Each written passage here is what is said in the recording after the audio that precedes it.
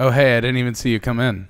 This is Corey, and this is the Anthem podcast. Good afternoon, everybody. It's Rob. It is 4:58 Pacific. Nothing like a good visual joke right up at the top. It is 4:58 Pacific. That makes it 7:58 Eastern. And the Anthem podcast is live across the nation from East Coast to West. Coming to you from the Anthem studios, high above the 110 studio and the 110 freeway in beautiful downtown Los Angeles, right? California. I'm already dying. Are you having a stroke? Yes, I think I am having a stroke. It's fine. Much like Corey, who apparently can't tell the difference between Galaxy Quest, a movie starring Tim Allen, and Starship Troopers. It's my Mandela effect. They will always be the same in your mind. Yeah, it'll always, for whatever reason, you're just like Starship Troopers. I'm like, Tim Allen? Like, what? Why is this important? That doesn't seem like that dark of a movie where they fight bugs. I don't remember any bugs in that. That's crazy. It's like, what do you call it? Dune. Dune. Okay, first of all, you remember? Dune, yes, I loved. It was going to be the new Star Wars. They paid for 4 movies up front. And then after the first one, they were like, you know what? We're good. Keep the money. It's fine. Yeah. Hold on a second. Boo. Sorry about your luck. Oh, that's right. I forgot about that. And now there's no air conditioning. So yeah, it's going to get real hot in here. Woo! Well, one other thing that we probably should keep and not do away with is the City Paper in Baltimore. Oh, let's head on down to the Baltimore corner. Yeah, where you get the straight dope. But you're not going to get the straight. You're not going to get it anymore because the City Paper's gone. Now, I thought you made an interesting comment to me about your choice in newspapers in Baltimore. Yeah, I mean, clearly the City Paper is the best paper available. Right. And if they should be getting rid of any paper, it should be the Baltimore Sun. Now, I think that like Justin Fenton and Rector, they may disagree with you on that. They can disagree all they want. See, here's the problem. I read a story in the Sun, and then I say, wow, that seems not like the whole story. And then about like 3 or 4 weeks later, I get the full story from the City Paper. Okay. Where the City Paper is like, I don't give a shit about what you think. I'm going to write it. Okay. Let's play devil's advocate. It's a collective, like, I don't give a shit about what you think. Devil's advocate. And we desperately need that in Baltimore. Maybe if they played a little more, I care what you think, they wouldn't be getting shut down. I was worried about this from the get when the Baltimore Sun bought the City Paper after being purchased by Treacorn, or no, what is it? Tronc. After being bought. City. By the way, Sun's bought by Tronc. City Paper is bought by Sun. So. By the way, fun. Go online and find the video explaining what Tronc is. Okay. It's like it's like somebody threw up a whole bunch of buzzwords. It's like Tronc is a vertically integrated media service which will allow everybody to get more content that will go deep within every single demographic. It's like literally any single word that sounds like a word is like put into this like description of what Tronc is. Yeah. But really what it is just like this mainstream media version of data analytics and what people would like. Right. Based off of demographics and stuff like that. And not really news, because as soon as they buy something, they fire half of the reporters, and then they're like, okay, guys, so we need twice as much material. Yeah, and I mean, like, better. I don't know why everyone's looking at the Baltimore Sun like it's this beacon of wonderful news. I mean, like, I just...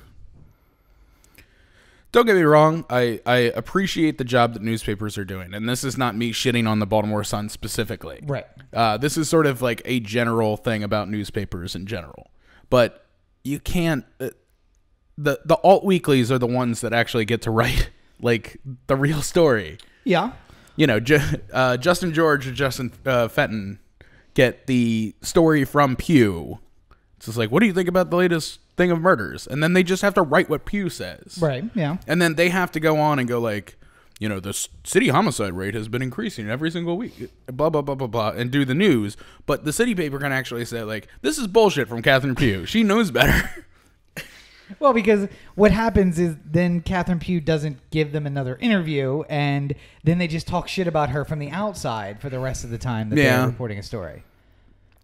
That's fine, though. I'm okay with that. I'd like to imagine that the paper, if the paper is fair, then not granting them access is just sour grapes. Okay. So, like, take a I don't want to get into this too much, but let's just take the Washington Post, which has been like a newspaper of record for quite a while and is known for doing actual reporting with their news stories.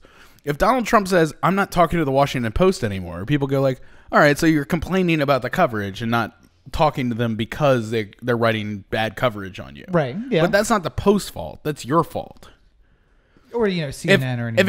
If it was the National Enquirer... Okay. And Trump is like, I'm not talking to them anymore. They said I made love to Bigfoot. I didn't make love to Bigfoot.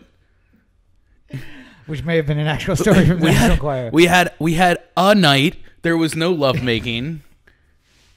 Right. Me and Bigfoot are friends. And first of all, though, as we talked about last week, that will never happen because he's going to sick the National Enquirer on whoever he needs to do it. They won't attack him. Right. But I'm saying like the Sun basically takes its quotes and then they're like, okay, thank you, bye, and then just prints whatever it is verbatim, and then tries to do their best to cover the story without offending anybody. Now, you and I have both been listening to the Undisclosed podcast over the past few weeks, and they had some choice things to say about the Sun's coverage of the Freddie Gray. I guess the whole story. And I would say not just the uprising, but the whole. Right. Yeah. I would say that falls directly in line with that. That their complaints were you would go to the police, you go to the mayor, you get their quotes, you reprint them without any commentary whatsoever. The fact that this is obviously not true, nothing matches. And by the way, they said something completely opposite last week. You don't mention that in your story this week. Hold on, I got it. It just dawned on me. Okay. When it comes to Oscar time.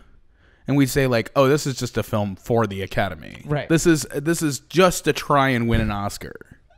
You mean like La La Land? Yeah. Yeah. That's the Baltimore Sun. Okay. They're in the business of trying to win Pulitzers and trying to win awards for their news coverage. They're the Washington Post. Right. They want to do the investigative reporting. Right. Whereas the City Paper is like an independent film.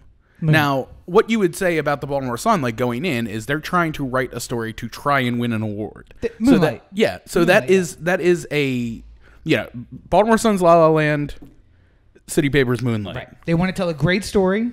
Now they're eyeing an award. Right. So they're going to do it in a certain way. Yeah. They're gonna like, oh, they love stories about LA, so let's make a movie about LA.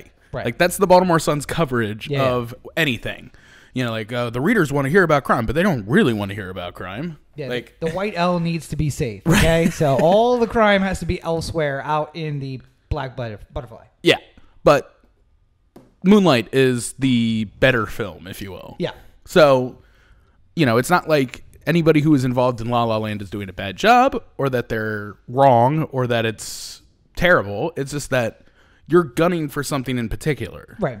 You're not trying to make the absolute best film you can. You're trying to make the best film you can that fits into the box that allows you to win an award. Yeah, they're poor man's Washington Post. They don't have the resources. They don't have the deep connections, but they're trying to reproduce that, and they want to have that feeling. The Washington Post has people deep within all aspects of government, apparently, because they're getting source material from everywhere. And the Sun doesn't have that. What they have is the police spokesman who's coming out and giving a quote. And they're trying to pretend like it's the same thing. And it's not the same thing. No. But nonetheless, the era of the City Paper is at least... in jeopardy. Yeah. Did you see the tweets from the editor of the City Paper, by the way? I saw some of them. I haven't gotten... Yeah, he basically just said, we are going to keep making newspapers until they drag us out of these offices. You'll hear from me when it's like immediate, but keep in mind that money sells. So if you know somebody who wants to buy a good paper doing good reporting, get them over here. See, and that's the problem. Like, in theory, if it was, let's say it was a wash. Let's say I'm rich and that owning a newspaper is a wash. Sure. I don't make money from owning a newspaper. Right. I just spend money, but I make the money back. Yeah. I would buy the City Paper. Sure. Absolutely. Because it's an important service, I find. Even if I lost a little bit of money, assuming that it's not a lot of money. The problem is you don't make any money. You don't make any money anymore. Yeah. That's the problem. But it hurts me personally because I find that the City Paper for my career and my life has been an important influence. It has. Yeah. The first short film I ever made premiered at a City Paper short film contest. Yep. Leeching money everywhere. we did the Mobbies. Yeah. I mean, and we've talked extensively. Like, we've used the City Paper as a source on a lot of things that we've talked about here. Yep. It's been in the show notes a lot. Yep. It's like the only news sources that the ones that I feel like gave me the closest version of the truth were like the City Paper, the Baltimore Brew, right, stuff like that. I think the Brew. I feel like the Brew is posting less and less too. Like, yeah. Well, everyone who we grew up with who is doing that kind of online reporting, City That Breeds, the Brew, all those guys are growing. They're growing up and they're having families. Yeah, and yeah. They don't have the time to do it anymore. Right. They don't have time to go bother Pew about what's going on. So we just need a new generation to step up and start providing that content for free to us. That really is the thing. But again, I think this goes to something we talked about a few weeks ago, where the BBC is supported by the government. Yeah. And there's no oversight about what they report. In fact, they're very critical of the government, but they don't have to worry about advertising dollars because they're paid for by the government. Right. That is how you get a functioning news organization. See, but at this point, we couldn't make that happen. I think you could for newspapers, not for radio or TV, but for newspapers. I don't even know if you could do it for newspapers because there's so much. I mean, like, we're already deep into the money influence system that we're in right now, that if you started saying that we're going to subsidize newspaper with government dollars, there's no way that coverage doesn't get affected by the influence of the money. I think that we have closed down. If we had started originally with the government, BBC didn't start with just government funds, though. That it started out as a news network that lost money and was about to go under and was rescued by the government. Yeah. But here's what I'm saying, and that's where we're at now. But that was at a different time and place when so many newspapers have closed that we can buoy the newspaper industry by making it government funded and just say, listen, there is nothing tied to this. You are a City Paper. You are in the 20th market, probably not 20th, 80th market, and you're serving this many people. Therefore, we give you this much, and we split up a big amount amongst all the papers and just buoy them that way. I think that the problem is that it's the same problem we have with pretty much everything, which is there's only a certain number of organizations which own everything. So I mean, like Tribune, which owns the Baltimore Sun, which owns the Chicago Tribune, which owns 100 newspapers all across the country, which is now Tronc. Yeah. It is the same as saying, like, you know, there's only 4 different media companies out there. Sure. Like, you know, it all boils down to the same 4 parent companies at the end of it all. So, but BBC is one company, right? And they have stations 1, 2, 3, and 4. I think it would be great if we had a system like that, but I just would not trust the ability to do that. It's like if I told you that the cops are going to have sniper rifles instead of pistols. Okay. Like, I'd be like, oh, okay, so they can clearly shoot the one person they need to shoot. But then you would say from like from a distance, going like, this doesn't make any sense. Number one, it doesn't work on the street. Right. It's not like you would be able to like just sniper some guy from 5 feet away. Mm-hmm. And why are you giving them more guns? Like, you should be taking the guns away. But I'm saying, an elegant example. But it's a point. It's you gotta. How does government money buoying the budgets I would of be newspapers? so worried if I heard that the House Republicans were looking into a way to subsidize newspapers across the country. Why? Because I would immediately be skeptical as to what they would be doing with that power. I am setting the stage by saying there can be no strings attached to the money. It has to be like the National Endowment for the Arts. Right. And at this point in history, I don't believe that they can do that. Why not? Can the National Endowment for the Arts? Can the National Institutes of Health? Can the National Science Foundation? Can they all do that? Yes, and but they're also running far below what it would take to subsidize a newspaper industry. But they're running far below. And you can make the argument as to whether or not the newspaper industry really needs to be saved. I mean, like, listen, I love the City Paper reporting. Yeah. I read it online. Yeah. The only time I ever actually picked up a City Paper paper. To be fair though, it's free, so it's not like you're giving them any Oh, money. I know. But I'm saying paper. like the only time I ever picked it up was either when we were living in Ridgeley's Delight and they had it at Pickles, Right, and yeah. I would go to Pickles for dinner and just pick one up on the way home and then never read it. But like I'd read the stories online. Yeah. I would just never read the actual physical paper. Right.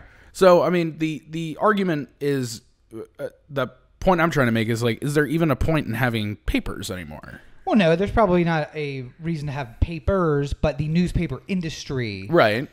does good reporting, and they should be Right. supported. I'm not slamming newspapers. I'm just saying that they're in a very difficult time. Listen. It's like the arguments that people make about coal. Okay. Like coal is dying, Yes. and Trump is trying to save it. Does it Yeah, need to sure. be saved? Like, Right. there's other ways of getting the news. You could put the people who work in the coal industry right now into solar. Could do that. Should And do they'd that. be working. It would still be an energy business, regardless of what happens. Yeah. But they would be doing something that makes more sense. Yeah. Right.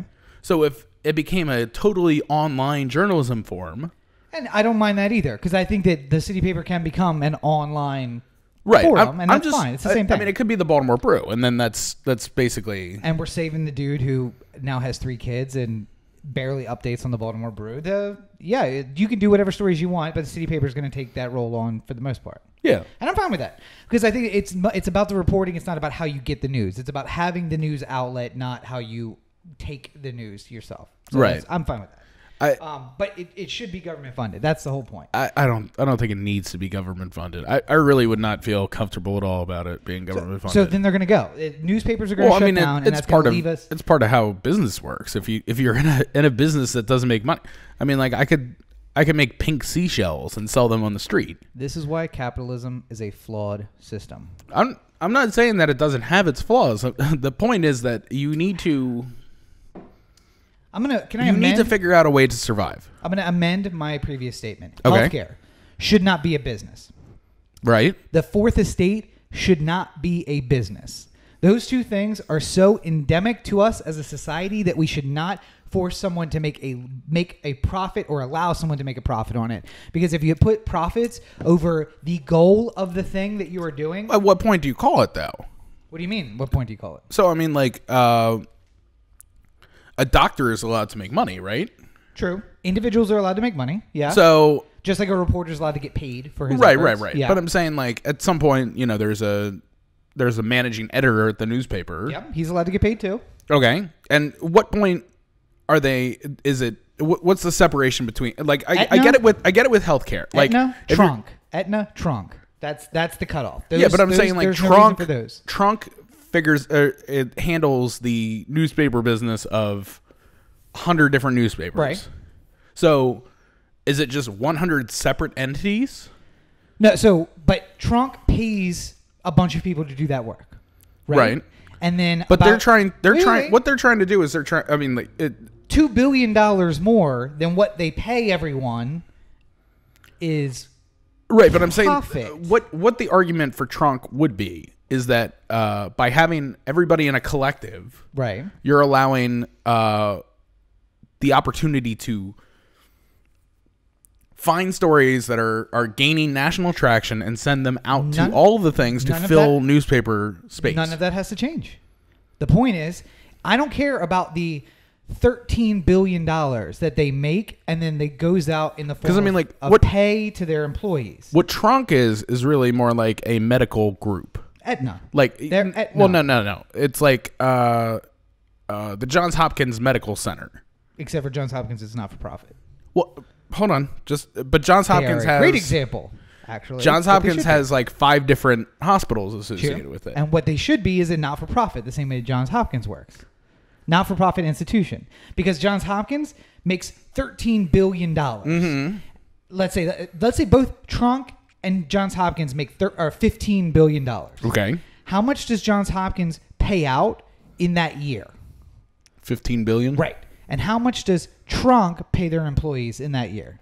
$1 billion. 13 billion. Yeah. they clear $2 billion in profit, which they stick in a bank somewhere or do whatever with. That's above Send to the reinvestment. Caymans. Send to the Caymans or give each other, jack each other off with bonuses. Like, Yeah. that's what they do with the extra $2 Oh billion. man, that'd be a great, just like a money. $1 billion jack off. Yeah. No. So what I'm saying is, if it was run more like John, Rachel, get me $1 million. if it was run more like Johns Hopkins, where every dollar, it's not for profit. Every dollar is spent in salaries for people. It's sent in reinvestment in the news business and new technologies. Then that's great. That's a not-for-profit business model where we do make money, but every dollar has to be spent at the end of the year, or else it becomes a tax dollar. That's it. So if Johns Hopkins ends up at the end of the year with a $1 billion in its coffer, that is not accounted for in some way, they essentially have to turn that money over to the government because they are supposed to be a not-for-profit, or they have to change their status and then pay taxes on everything that they took that year. But they can stash money How do they stash money?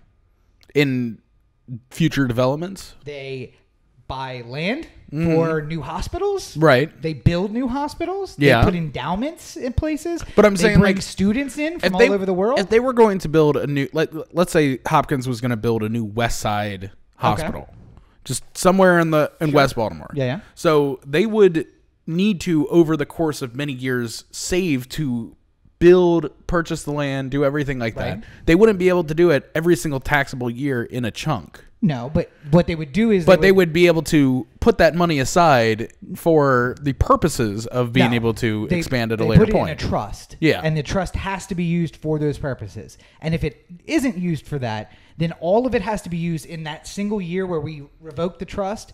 It has to be then be used for something else. So in the end, it's never used as profit. It's always used for what its purpose. All right. Well, I mean, like, what the And problem? why can't the news be the run problem? the same The way? problem with the newspaper industry Why is can't everything be run the same way? It could. communist. The problem with healthcare is like Aetna. Yes. You know, all the insurance companies. Yes. Which make everything more expensive. Right. There's not a similar thing that could be made in the news media. Sure. You just gave me an example of one. Johns Hopkins. Yeah. They are a not-for-profit health company. Yeah. They provide health care for They don't people. deal with insurance? They provide health care. But do they have their own internal policies about providing health care? Yeah, but I'm saying, do they take insurance? They take in other insurances, sure. Do the costs of procedures vacillate based off of the prices that people are paying for insurance? Sure it does. And how much people are paying for medical expenses through Sure insurance? It does. Yeah. So Does Tronc use what any might be outside- what might be literally like a $2,000 operation costs $122,000 at the end of it all, Right. because you have to pay all the different parts of the. No, well, if I have Kaiser Yeah. and you have Aetna and we both go to Johns Hopkins, Right. You and the surgery cost $100,000 for me and $130,000 for you. It costs what it costs because of our different insurance companies having negotiated. Right, but that the reason price. why it costs $100,000 is because of the insurance companies. Right, because there is a lot of overhead. Right. Okay, and I'm fine. So you're talking about a different problem. I'm saying let's make the news not for profit. Let's say you can only take in as much as you spend, and if you want to spend that money on something else, this isn't going to differentiate the problem at all. I mean, like, at the end of the day, we're talking about. So everybody wants a reliable news source. Sure. That isn't tied to any sort of government, or isn't tied to any kind of corporate overhang. Right. So, you know, does Fox News just become whatever? If Fox News comes out and does not follow the fairness doctrine, which I would also put back into place, then they get penalized. And if they violate their not-for-profit status, then they get penalized. And all of these places would eventually have to be penalized so much that they either go out of business or they start following the rules. I would have to think about it more, but I don't necessarily see the direct tie. Communism. The more you know. Anyway. Talking about the more you know, what do you know about Trump at the G20? Well, I know that he finally met Putin in person. Yeah, and speaking about $1 million jack-offs, shoo me. I mean, they were in public, so he literally couldn't jack him off. Right. He did. But what he did instead was a normal person handshake. That was, which is, first of all, he gave him the handshake and the backpack. Yeah. The pat on the back. Yeah. And then they were sitting later, and he gave him the very calm, let's do the Trump-Putin handshake. Yeah.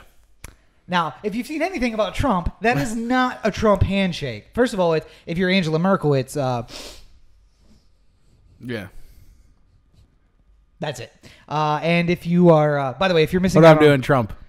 if you're missing out on all these visual jokes, make sure you go to youtube.com/Oh the Anthem on Tuesday, where the episode will be up live, and you can see the full episode in video form. You don't want to miss that because there's a lot of visual humor now that we are going live every Saturday with a new episode at facebook.com/Oh the Anthem. And if there's any kind of problems with the audio or video, we're trying our best. There's sort of limitations on our internet. Doing the best that we can out here, guys. But yeah, so in the end, though, Trump got to meet his master for the first time since the election.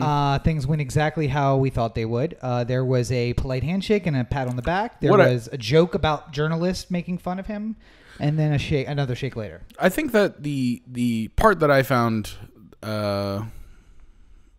most unnerving about this whole thing is that Trump has been sort of doing this like, well, we don't know if it's Russia. It could be somebody else. And it's like, no, we're pretty sure it's Russia. Yeah. And then he meets Russia, and then he puts them on task for the There's going to be a joint task force. Yeah. And then he says, you've been interfering with our elections. And Putin's like, no. It's like, all right, well, I guess we're at an impossible standstill. We're never going to get past this.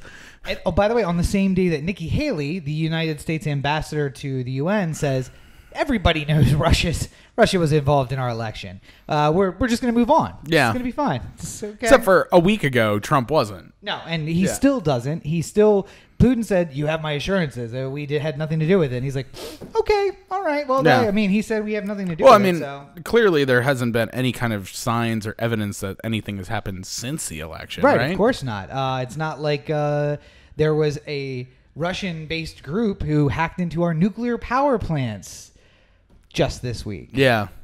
Which, by the way, should scare the shit out of all of you. That's not a bad thing. No. It's not like power plants all over the country could go critical all at the same time and turn us into a nuclear wasteland like Chernobyl. Yeah. Yeah. Hey, but it's fuck you guys. Winds blow to the east. We're on the west coast. So. And I don't think. Does California have many nuclear power plants? There are some, but they're all. I think they're all on the other side of the fault, if I remember correctly. I'm going to Google where are California nuclear power plants, and I'll let you know. We'll see, but it doesn't matter because winds blow east, and we are as far west as you can go. So so it's not going to affect us. Now, all of y'all listening back home, just keep in mind that there are nuclear facilities. All I'm thinking now is that. Somewhere I'm getting added to another list because I just typed where are California nuclear power plants into Google. Oh God, I hope they listened to last week's podcast. And I hope you guys enjoyed our 4th of July special last week. It certainly was special. But yeah, so if you live on the Eastern Shore of Maryland, Calvert Cliffs is right there in Southern Maryland, and that means your fallout zone is basically everything bridge and south. To the Delaware line and beyond. And there's also ones up in Baltimore County, on the coast again. Then there's some out west in Western Maryland. The closest one to us is halfway between Anaheim and San Diego. Right, but again, if winds are blowing to the east... Yeah, but what about this Diablo Canyon power plant? That's to the west of us. But it's also very far to the north. So it would require a southeasterly wind. Huh. I never really actually thought about this until I looked at the map, but San Francisco is actually west of Los Angeles by quite a bit. Yeah, you didn't know that? Well, no, You know what else is west of Los Angeles? Lake Tahoe. You know what I think is what's interesting is that like when you look at the map like this, you don't necessarily think about it. Right. When you zoom in. When you see outline of California, it's not done at this angle. Right. Yeah. It's shown at like the I can't make this thing turn. But it's turned so it looks like it's just like a straight line. Yep. It's interesting. When you look at the flag of the future Republic of California, Cal Exit 2019, you'll see that yes, it's slightly turned. It makes it vertical. As far west and east. Instead of doing the thing that it naturally does. Yeah. But yeah, no. So we don't have to worry about it so much. But those in Maryland may have to worry about if all the power plants go critical and blow up, especially all the ones that are in the Appalachian areas, which will then just turn the East Coast into a nuclear fallout zone. So have fun with that, guys. Yeah. Yeah. Enjoy. But the Russians aren't hacking, of course. Oh, it's not as if they hacked the Georgia 6th election. Yeah, that's the one I was looking for more information on. Yeah, it turns out that there were some voting irregularities in the election we talked about, I think, 4 or 5 weeks ago in Georgia's 6th district. The one where traditionally Republicans have had a pretty good hold on. By traditionally, what you mean is back until the 1964 election, and before that, it was always Democrats up until Reconstruction, when Democrats were actually Republicans. So, yeah, the party switched.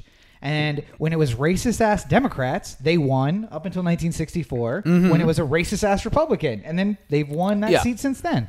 And a Democrat nearly won that seat.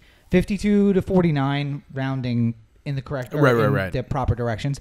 And it looks like that there may have been a swing of 0.18%, which would have allowed for that difference. And so if their voting irregularities add up to that much, then perhaps the problem was that race was supposed to be the tide. It was supposed to say, if a Democrat can win in this district, which I think Trump won by 15 points or something like that, it did not bode well for 2018. Well, so if you were, say, Trump, and you wanted to put on a good face, the best thing you could do is to, ask somebody to...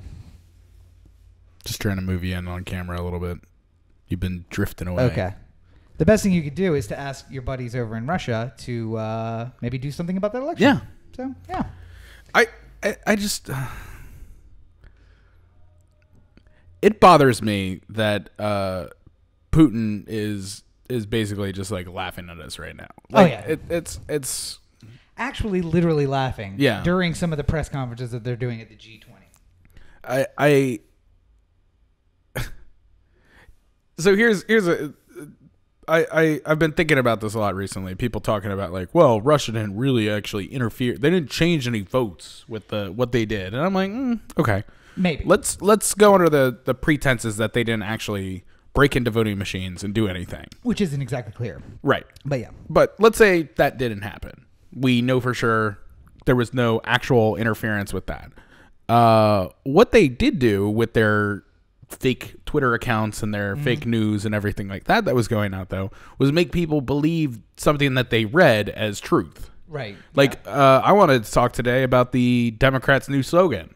And it wasn't until I went online and looked at reputable news sites that I realized that that's not real slogan. Nope. I thought that because all I did was see it in passing. I didn't look into it further until we were about to record. Where it was like have you seen the other guys as the Democratic slogan? And I was like, oh God, these fucking idiots are so dumb. Yeah. And I was going to go tear into the Democratic Party today until I realized, no, this isn't a real thing. This is just something that was made up. Yep. But now, if I had not thought about it again, if it just stuck in my brain like that, I would be thinking that the Democrats are just completely out of it. Yeah.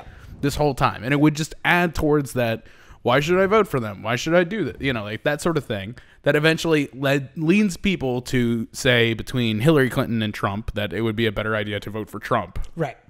And that is exactly what happened all through the campaign.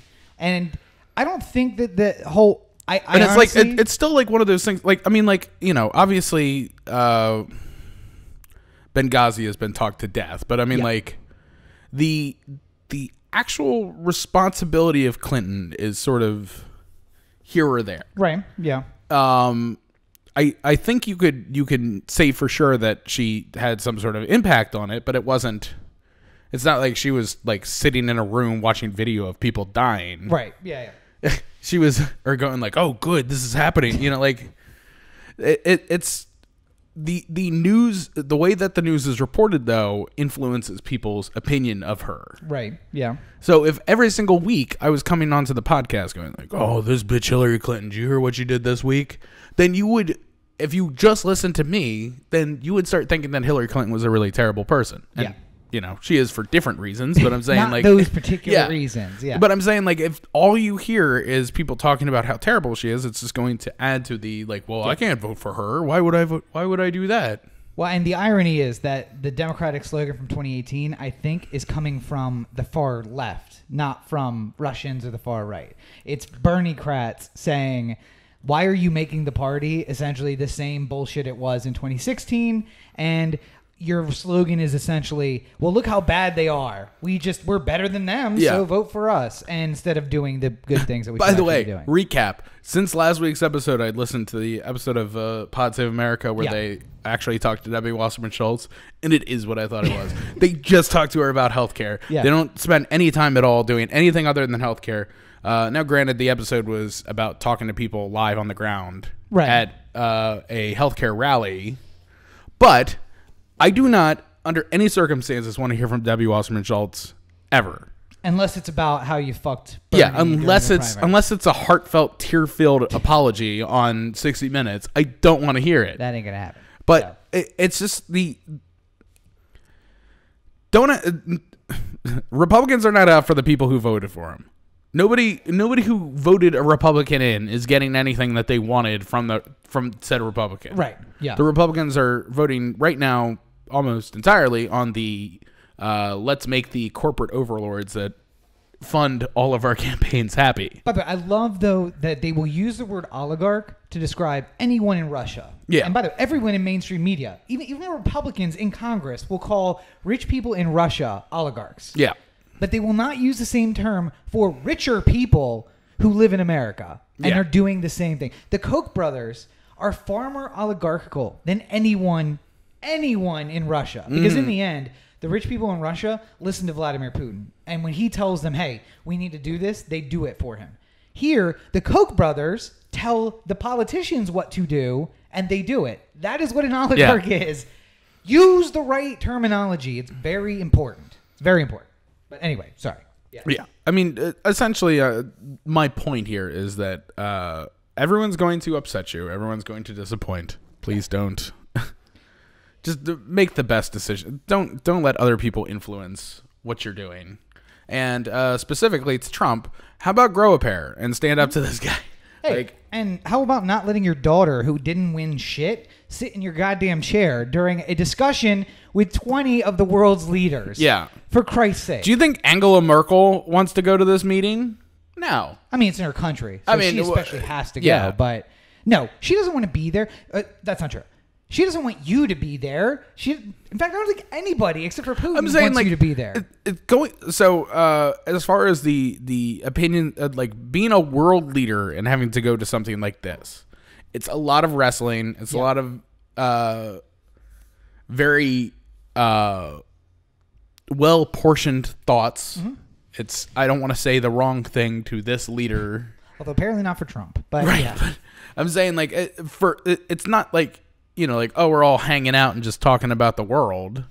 It's an ultra political event. Yes. And everything has been, like, we're going to talk for 45 minutes about this, and then we're going to have a summit on this, and then we're going to do. And all of this has been planned out by subordinates. Yeah. They have been talking for months. Yeah, months, weeks in advance. And now we're going to get in a room and hammer out the last few details so we can take credit for it, and then we'll be done. And then Trump does shit like when they take the big group picture. He says if he can't stand in the middle, he doesn't want to be in the picture. So literally everyone is standing together and he's standing away from the group. And they're trying to herd him in. And he's like, no, America first. America first, America first. If we're not in the middle. Yeah. I'm like, and literally it's 19 versus 1 at this point. Like Yeah. even Putin is like looking with Europe and just like, it's a little ridiculous, right? Yeah. I mean, I can't even keep him under control. Yeah, you try having a teenage daughter, all right? You have no idea what it's like. Speaking of a little bit ridiculous, North Korea is launching missiles to varying degrees of success. Well, so they're all very successful. Yeah, and the fact that they get off the ground at all is in North Korea's mind successful. And here's what I want you guys to understand: that the mindset that Corey has is a dangerous mindset. I'm not, because this is what mainstream media. I'm not minimizing it. I live remarkably close to where I imagine people want to drop a mini bomb. So the North Korean missile program is more successful than you'd imagine. This is InfoWars. No, but I know it sounds crazy, and I keep having this argument with people, especially at work. But I keep telling them, I'm like, they want you to think that this is a bunch of guys like banging on metal cylinders with like wooden mallets. Yeah. And then like, let's launch this fucker and like put a bunch of fireworks inside and launch it off. Like these are highly sophisticated scientists who are building very successfully machines that could bomb the shit out of us. Okay, so just for anybody who hasn't spent a lot of time researching North Korea, sure. This is what they spend their money on. Yeah, not feeding people. Yeah, they don't feed people. If you go to a store in North Korea, you see things that you can't buy on the shelves. Yeah. Because it's all for show. And they go and dust it off. And yeah. then they leave it right there. Right. Yeah. No. And people work at these stores where you can't buy anything. Yeah. But and then, literally, people are eating grass because if it grows and I can put it in my mouth, they're eating sticks because there's no food. They spend all of their money on programs like this. And you're like, oh, well, who can they buy it from? They can't buy it from... Well, they're buying from Iran, who has a, by the way, successful nuclear program and a decent rocket program. They're buying rocket parts from China and from Russia, and they also can put men in space. They're buying sophisticated stuff, then reverse engineering it, and then putting it back together. It's not it's not an Acme kit that they bought. Yeah. That the Coyote is putting together. These are like seriously sophisticated machines. And everyone wants to play it down, and that's fine. Play it down all you want. But in the end, this is something to be taken very, very seriously. And I hope, for one, if the time comes that our glorious leader will show mercy on those who gave respect to the glorious people's missile program. Who, Putin? No. The glorious leader. How dare you? We're not allowed to say his name. He's the glorious leader. That's all. That's all I'm saying. All I'm saying is if the glorious leader ever came to America in some sort of victory parade, I hope he remembers the people who gave who gave the proper respect. The people's missile program respect. Just remember that. So, I live in L.A., leader. Just saying. Have mercy. Can we talk about other bombs that'll be dropping? All over the people in Miami. Oh, wait! Are you talking about all the strippers in the strip clubs and nope. like bombs of money? I mean, that's going to be happening too, though. Well, I'm sure it will be, but also the Major League Baseball All-Star Game is happening. It is definitely happening right now. Right now, as you're listening to this, I was like, what? Oh, the game itself will be happening tonight if you're listening on the day it drops, and why wouldn't you? Exactly right. We've already the home run derby would have already happened at this point. Mm-hmm. And I don't know. Let's just say Aaron Judge won. I think it's a good guess. I don't know. I would. If I was a betting man, I'd put my money on it. Though I really what I want at the end of it all is just Aaron Judge versus Stanton. Oh yeah. I mean that's essentially what it comes down to. But but they're both. No, Stanton is in the National League. Yeah, right? Yeah. So they could come down to it. Okay, good. So, but I would like to bring up something that was brought up by Logan Morrison of the Tampa Bay Rays. Okay. Logan Morrison is third in home runs right now. Third or fourth. Behind Aaron Judge. Yeah. And I don't remember offhand. In the American League. Oh, in the American League? Oh, are you talking about he's third overall? It's something like that. Oh, well, yeah, I wouldn't know because I don't really watch National League Baseball. But hold on. Oh, wait. So now we're looking it up. But yep. No, nonetheless, so Aaron Judge is far and away, by the way, in his rookie season, far and away the leader. He is killing it. Aaron Judge has 30. George Springer, 27. Mike Moustakas, 25. Votto, 25. So right now, Morrison is tied for fifth with 24. Okay. Keeping in mind that some of them may have played today already as we record this. Yeah, and it's all sort of up for... Yeah.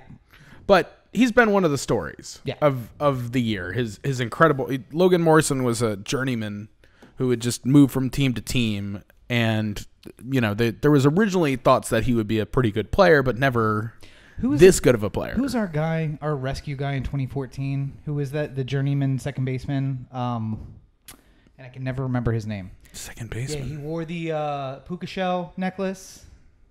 God, and I was so happy when he came back mid-season last year. He was like 40, and he had the year of his career going to the playoffs in 2014. I can't remember his name. Steve Pierce. Pierce.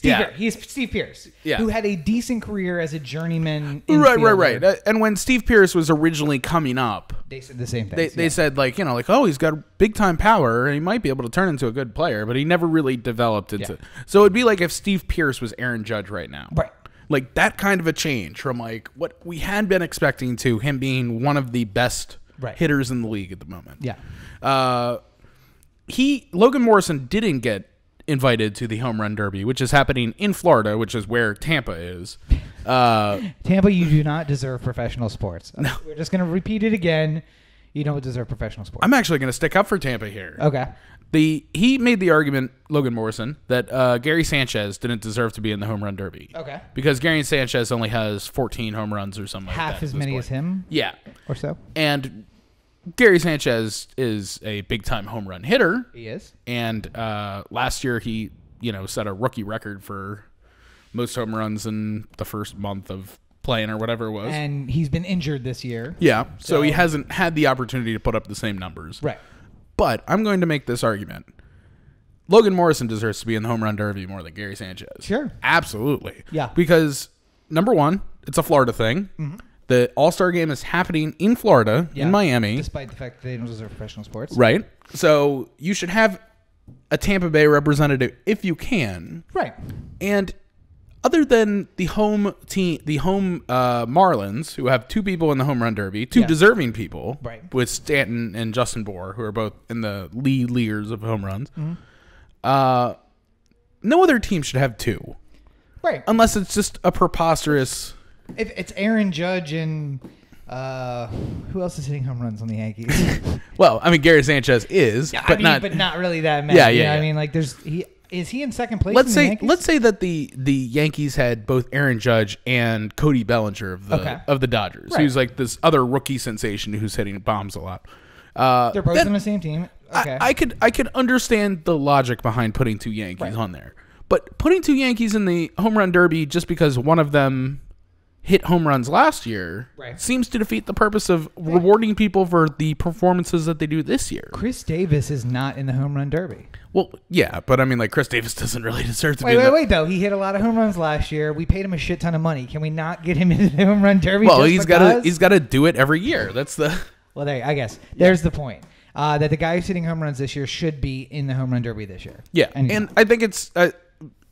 I think Major League Baseball made the determination that more Yankees equals more eyeballs for this thing. Right. But I think that you should reward people for good seasons. Like, Logan Morrison should be in this home run derby. Like, there's no doubt in my mind. Now, if he couldn't do it and you wanted to give it to somebody else, like Chris Davis of the Athletics. Yeah. Like, he's in the league leaders of home runs. So if Logan Morrison said, no, I want to take my break, I want to be with my family over the All-Star break. Yeah. Good. It's fine. Cool. You don't have to come to the home run derby. Right. Let's invite Chris Davis to be a part. Oh, he can't do it? Let's invite, whoever. Yeah. Travis Shaw. Like, keep moving down the league Move down the list until eventually you get 4 different people from 4 different teams that are big market, small market. Yeah. Everyone feels like they get to be a part. By loading it with Yankees does not make any. I don't want to root for the Yankees in the fucking home run derby. No. Although I am very excited for Aaron Judge because I think he's going to smack the shit out of some balls. I hate the fact that Aaron Judge is on the Yankees. I really do. It's like, it's fucked up. Like, well, here's the thing: he would either start on the Yankees or they would buy him in 4 years when his contract ran out. So it doesn't really matter. He would have been there anyway. He's going to end up there, just like Manny Machado will. I'm just getting you guys ready for it. I'm just preparing you. It's going to happen. It's so thoroughly upsetting. Do you have a position on who's going to win? I mean, it doesn't matter anymore. It doesn't determine home field. Which is bullshit, by the way, because the whole thing that we've talked about for years is like, it matters. It's important, and the guys treat it like it's important because it's home field, and they're like, yeah, let's just do away with that. We prefer to have John Kruk. Or no, we found out it wasn't John Kruk, but whoever it was put his helmet on backwards and stepped to the other side of the plate with his bat upside down. Right. Like, let's have those antics again. Yeah. But I guess that's it's the entertainment value. Right. People don't want to watch a baseball game. They want the most entertaining baseball game of the year. Yeah. Like the guy coming out there with his helmet on backwards and bat upside down. In the end, I don't think that it matters. That the problem is that without anything at stake, you don't know how the guys are going to handle the game. And it's impossible to call when you don't know. I know that if you stick Manny out on third base, which he's not even going. No, he's not going. Who's the Oriole? Scope. Yeah, Jonathan Scope, which, surprise. But I know if you stick Manny out there and there's something at stake, he's going to play the shit out of the game for the 3 innings that he's in it. Mm-hmm. But even I don't think is going to go sacrifice his body to dive across the foul line and then throw it, across the diamond to first when it's like. I mean, I think he'll try, but it's not like he's going to do everything he can to. Right. He's not going to do the Derek Jeter catch the ball and then five steps in dive into the stands. Dive into the stands. Yeah. Nobody wants to do that. And so when you're playing an exhibition game, you never know how they're going to play. So I think it's impossible to even try to guess how it's going to end up. Real quick before we move on from this point. Yeah. All-Star, I mean, we're not at the All-Star break yet. We still have one more game to go. There's still people who haven't played here. Right. But the Orioles are 5 games under 500, 8.5 games behind the Red Sox for first place in the AL East. Wait, how about the wild card? The wild card, we are 4 games back. That has gone down in the last. But there are many teams that are in because there's 3 teams tied for that second wild card spot right now, and then 3 teams behind them. Right. So there's a lot of teams. Yeah, a lot of teams. We got to turn it around in the second half. Are you worried that this is over? Yeah, I'm not hopeful at all. Now, we've been places years past where at this point we were 11 games behind and it wasn't looking good. We're not that far behind, but I don't see that this team has what it takes to make it up in the next 81 games. Do you think that the Orioles should make a move? I think they should have been making a move a long time ago. Ubaldo is still in the lineup. There's no... Make him the most highly paid player in the minor leagues. Send it. I think that the problem with it, here's the constant problem with Ubaldo. He gets rocked one game where he gives up like 9 runs and an inning in the third, and then you're like, cut him. I don't care what he does. It doesn't matter. Then he pitches into the 8th. Yeah, and then he throws like a no-hitter through the 8th in the next game, and you're just like, all right, well, I guess Ubaldo can stay for another game. Yeah. And then the next game he gets lit, and you're just like, because now when everyone's like, get rid of him, it's done, it's over, then the next game's going to be incredible. It's going to be one of the best pitch games of the year. So well, and the other problem is we can't get the hitters hot at the same time. So like Manny last night hit. Steve says Aaron Judge versus Brady Anderson. Clearly, Brady Anderson. If you look at Brady Anderson these days, he is just as ripped as he was when he was in 96, 97. Yeah. He's 20 years older and looks just as good, which makes me question whether or not he's a vampire. It may be, and I don't know if you saw Twilight, but those guys can play some baseball. Did you ever hear about Brady Anderson's like workout? No, I imagine it's ridiculous stuff. He brings players to California where he lives to work out with him, and apparently he's got a hill that's just like almost like a straight incline. And then he makes the players run up and down the hill, and then he doesn't let them stop until they start vomiting, and then he laughs at them when they vomit. Oh, Brady. But the problem is, I guarantee you at even his age, he could outrun them. Oh, he's up and down that hill every day. Yeah. Just I got to get the mail. But yeah. Just sideways running straight up a wall. Because he's like Spider-Man. He just sticks to the wall. But yeah, Brady Anderson all day. And forget about 96 Brady Anderson. I still think that Brady Anderson today could probably crack off some home runs in a home run derby. But I did want to cover one more thing before we get out of here. Yeah. A little bit of ridiculousness as we creep further and further towards fascism. Did you hear the story out of Chicago this week? No. So, it turns out that Rahm Emanuel and the Chicago school board, whatever. Rahm Emanuel, by the way, the famous brother of famous talent agent Ari Emanuel, the basis of Ari Gold on The Wire, or on the Entourage. Mixing up your... I got my HBO shows mixed up. Yeah. But if you were wondering, Rahm Emanuel is essentially Ari Gold's brother. Yes. So enjoy that.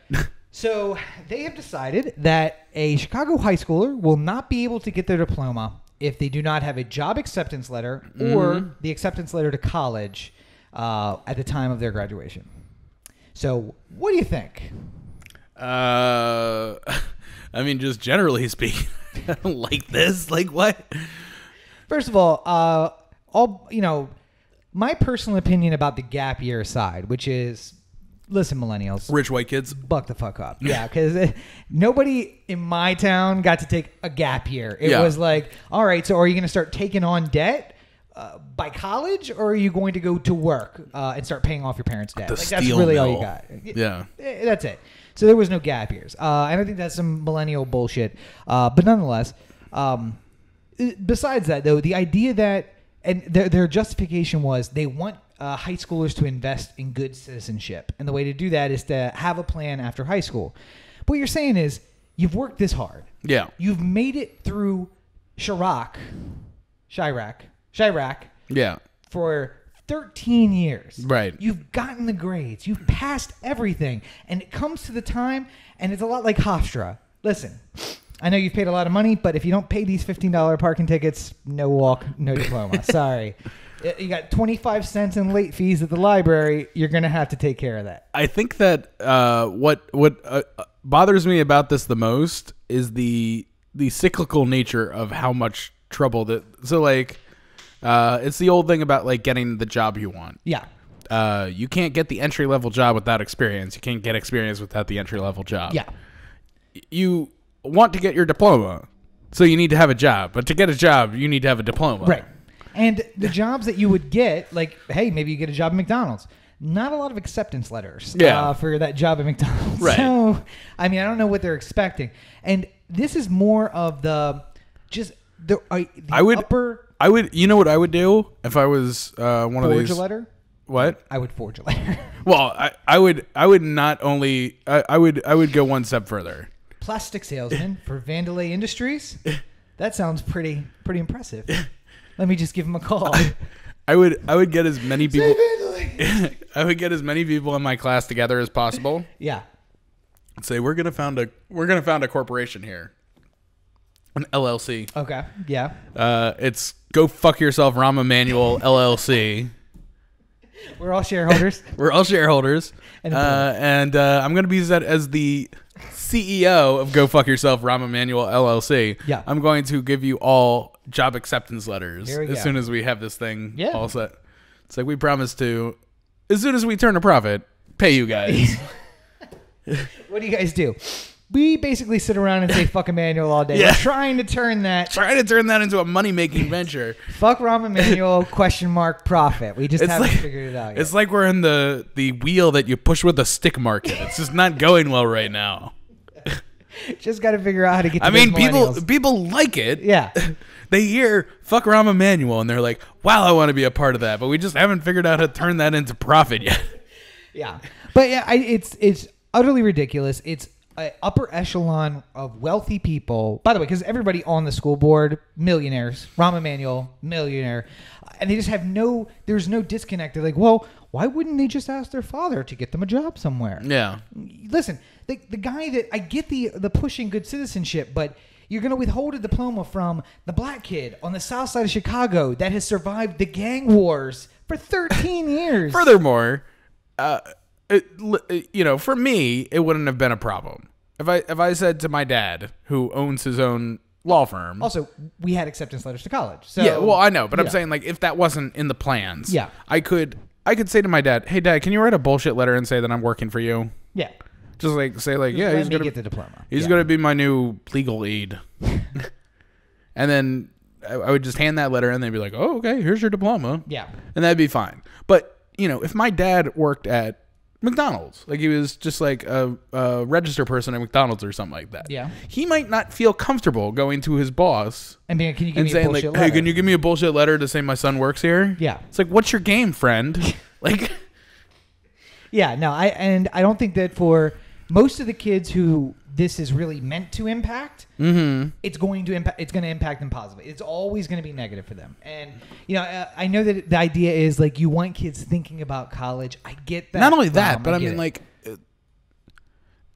the rule of unintended consequences too. I'm just going to try and get a job to get a letter to get my diploma. Like, yeah, so I'll walk into wherever I think I'll walk into McDonald's and I'll say, hi, I'd like to get a job. And it's just like, all right, well, just before I start, can I get some sort of letter saying that I'm now working here because I need it for my diploma. It's the new Chicago standard. And then the first couple times somebody does that, and the guy's like, oh, yeah, absolutely, I'll write up quick. You're like, I am John C. McDonald's, owner of McDonald's, and I am happy to say that Robert Cheek is now working for me as a fry guy. Yes. Sincerely yours, John P. McDonald. Yeah. Psh. And then 2 days and then 2 days after I've been hired, or after you've been hired, and you haven't showed up for one shift. Yeah. And you fire me, and I get unemployment because you fired me because you didn't give me a verbal warning and a written warning. Sorry. But you did give me a letter saying I work there. So I have proof. There's proof that I work there. Oh, good. Yeah. So then I get unemployment for 6 months. And then the real kid who's just trying to buy a car or something like that. And work at McDonald's. He's like, please, I really need this job. It's like, I've fallen for your shtick before. And then by the way, next you're gonna want a fucking letter. We'll still hear from people who are like, well, we can't raise the minimum wage because it's only for teenagers. But there's nobody under 40 at this McDonald's because the guy doesn't trust anybody under 40. Doesn't trust any kids that walk in. And things that we couldn't get to this week. What jobs? What's the bottom limit of job acceptance that they would take? Time card, maybe. I mean, no. I mean, could you just be a paper boy? I don't think so. I think it would have to be a legitimate job. I haven't seen what the outlines are, but I imagine it's a legitimate job. They want to see that you are planning to have an employment, or because I mean, if I was a lifeguard during the summer, that's a summer job. That is not a legitimate right. But job. I mean, I'm not. I'm going to work this job this summer. Nope. Well, we want and then next fall, after the summer is over, I'm going to get into investment banking. I swear. No. Citizenship means year-round employment. So we need to see something that's year-round. That's all. But I'm going to be a guide who helps people around the Yucatan Peninsula. Well, we should see that then. Let's see. Yeah, but I mean, it's not in season. Unfortunately, we're going to need some acceptance. We're going to need the acceptance letter now, and your word is bullshit. Sorry. I apologize. Your word is worthless. Sorry, your diploma's worthless. But yeah, that's something everyone who went to college is now realizing. I got 2 of them, but it's worthless. And I think I was telling Corey earlier, we are in the slow slip towards fascism, where good citizenship only means a job or college. I get it's one of those weird they put the proposal out there, and they probably all felt really good about it. Oh yeah. They're just like, all right, so this... We got a winner here.